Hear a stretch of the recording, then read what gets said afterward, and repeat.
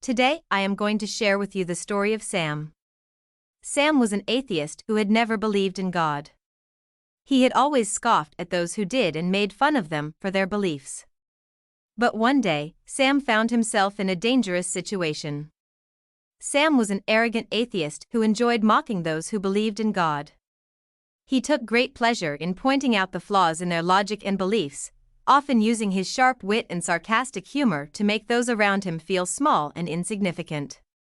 He was known for his caustic comments and cruel jibes, and rarely missed an opportunity to make fun of those who held different beliefs than his own. Sam was a master at making people feel uncomfortable, and he often used his superior intellect to belittle those who held religious beliefs.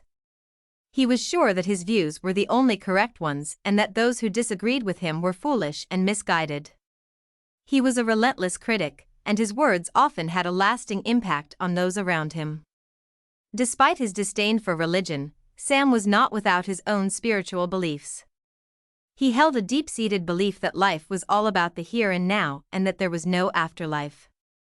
He was sure that his own life was the only one that mattered, and that those who believed in God were wasting their time. Sam was a man who was sure of himself and his own beliefs, and he wasn't afraid to share his views with those around him. He was sure that his views were the only correct ones, and he was not afraid to mock those who disagreed with him. His words were often cruel and hurtful, and many people found his attitude to be offensive and disrespectful. The night was dark and still. The only sound coming from the small town was the occasional rustle of the wind through the trees. Sam had been out walking for hours, trying to clear his head. He had been an atheist for as long as he could remember, and he had no patience for those who believed in God. But tonight, something was different.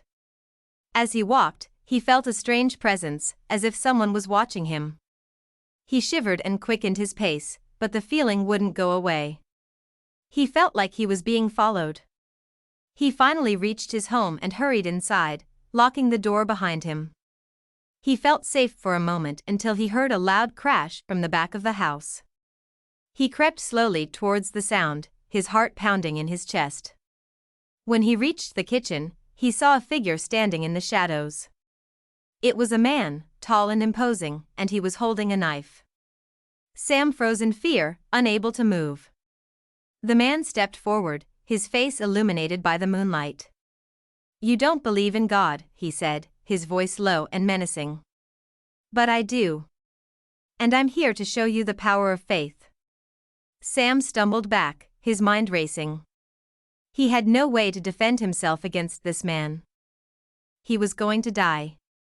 But then, suddenly, the man stepped back and vanished into the night.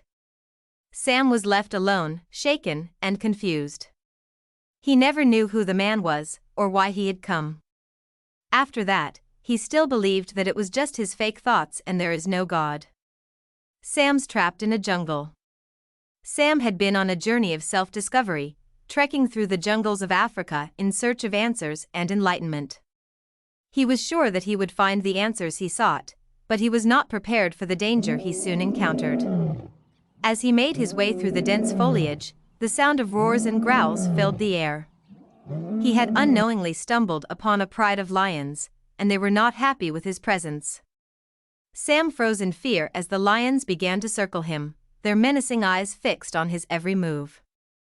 In a moment of desperation, Sam shouted out to God to save him miraculously if he exists. A hidden cave appeared beneath a bush, and Sam quickly dove into it, barely escaping the hungry lions. Inside the cave, Sam was safe. He could hear the lions growling and snarling outside, but he was safe. He had been saved. After that he started to believe in God, but there were so many religions and everyone believed in God, so he was confused to choose which religion. He was searching for proof and logic in the religion. Sam's conversion to Islam. Sam had been an atheist for as long as he could remember. He had never felt a connection to any of the religions he studied in school, and he had come to the conclusion that none of them had any logic or proof behind them. Sam, after believing in God, was determined to find a religion that made sense to him, and so he began to search. He read books, watched documentaries, and talked to people of different faiths. He was determined to find something that he could believe in, but nothing seemed to fit. One day, while researching, Sam stumbled upon Quran. He was immediately intrigued, and he began to study it further. The more he read, the more he was convinced that this was the religion for him. He found that it had logic and proof, and it made sense to him. Sam was so excited to have found something that he could believe in that he decided to convert to Islam.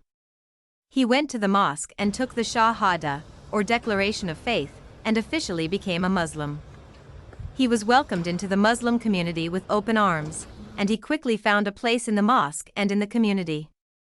He was so thankful to have found something he could believe in, and he was so proud to be a part of the Muslim community. Sam's conversion to Islam was the start of a new chapter in his life. He was now part of a faith that he truly believed in, and it was a faith that made sense to him.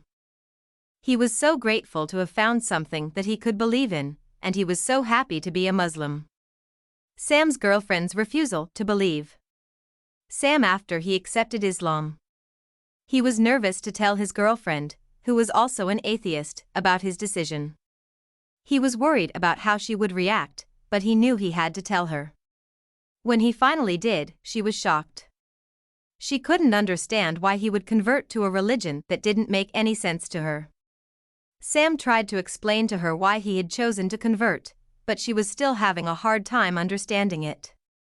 He asked her to come to the mosque with him, so he could show her what it was like and explain it better. She reluctantly agreed, but she was still skeptical. When they arrived at the mosque, Sam was surprised to see how welcoming everyone was.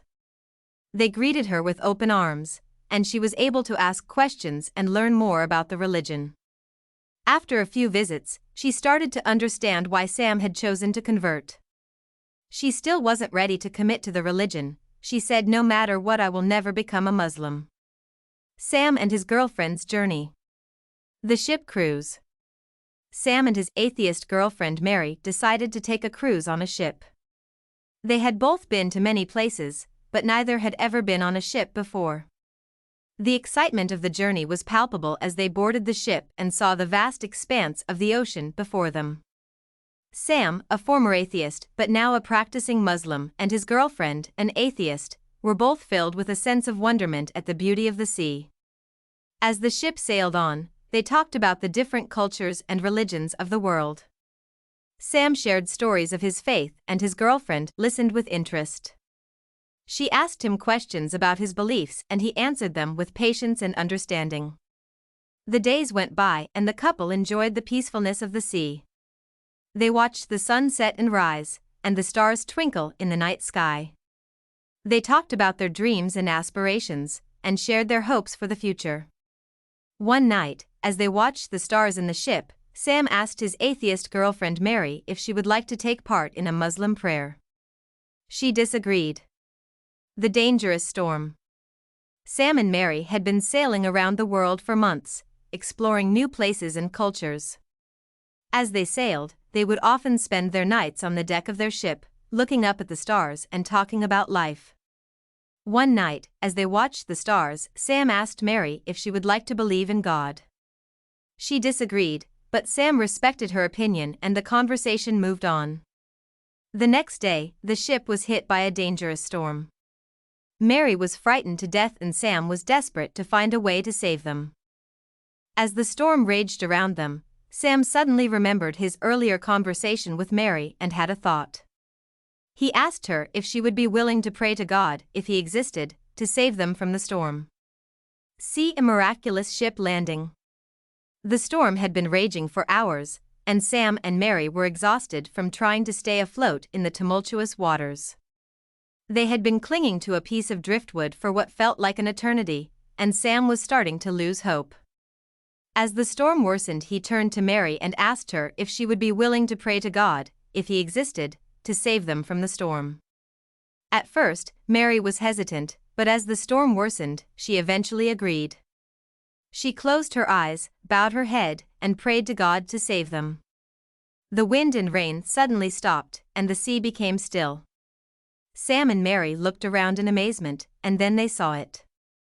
A miraculous ship had landed on an island in the middle of the sea.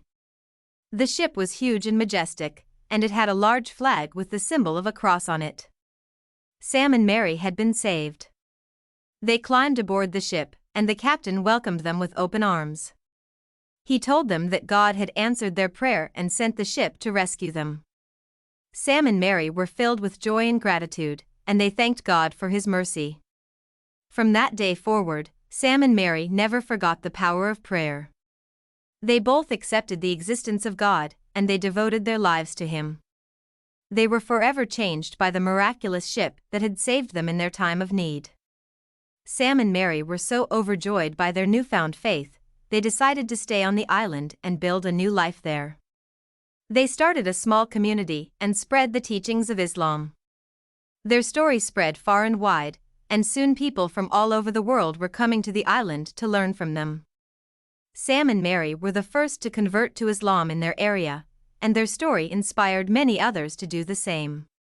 They were seen as pioneers of their faith, and their legacy was remembered. Their mission to preach the oneness of Allah. With Sam's and Mary's newfound faith came a great sense of purpose. They both felt a strong calling to spread the message of the oneness of Allah around the globe. They decided to dedicate their lives to this cause, and set out on a journey to do just that. They traveled all over the world, visiting different countries, meeting different people, and sharing the message of the oneness of Allah. Everywhere they went, they were met with enthusiasm and appreciation. People were inspired by their message, and many were converted to Islam. Sam and Mary were determined to keep going, and their mission became more and more successful. They were soon traveling the world, spreading their message and inspiring others. They were even invited to speak at conferences and events around the world, and their message of the oneness of Allah was heard by thousands. Their mission was a success, and they had achieved their goal of spreading the message of the oneness of Allah around the globe. They had inspired many people to convert to Islam, and had made a huge difference in the lives of many. Sam and Mary had achieved something truly remarkable.